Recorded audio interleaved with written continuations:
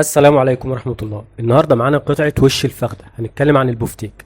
البفتيك من الأكلات الظريفة اللي بنعملها وبناخدها من الجزار. هي بتتعمل من وش الفخدة ومن السمانة وممكن من قطع تانية كتير، لكن القطع التانية هتهدر كتير وما بيبقاش الملت بتاعها عريض، فبتدينا قطعة بفتيك صغيرة أو مهترئة كده ضعيفة. البفتيك ظريف قوي، لكن اجمل ما فيه ان هو يتنقي كويس، يتصفق كويس، يتنضف جدا، ما يبقاش فيه السفقه الخفيفه اللي عامله زي البلاستيك دي.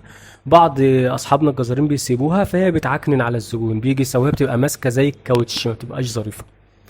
قطعه البفتيك ما بيبقاش سمكها رقيق قوي ولا تخين قوي، يبقى رقيق بس ما يبقاش اكتر من كده، عشان تقدر تستطعمها وتكون نفس السمك من جميع الجهات على قد ما نقدر طبعا، لان غير كده ناحيه بتستوي وناحيه ما بتستويش. ده طبعا قطعه وش فخده زي ما انتم شايفين كده. هنبتدي نروقها كويس جدا. بعد ما نروقها كويس جدا بنقطع الشرايح بتاعتنا، بنبتدي ندقها دقه بسيطه، طبعا افضل من الدق لو في مكنه تندرايزر. التندرايزر دي بتعمل ثقوب في قطعه البفتيك وهي محافظه على قوامها، فبتبقى ميزه افضل، لان الدق بيفقدها بعض الجوس اللي جواها، وبيفقدها القوام الجميل اللي لما نيجي ناكله نلاقيه موجود، ما نلاقيهاش مدقوقه زي ما بيحصل. فان شاء الله مكنه اندرازر تبقى افضل باذن الله.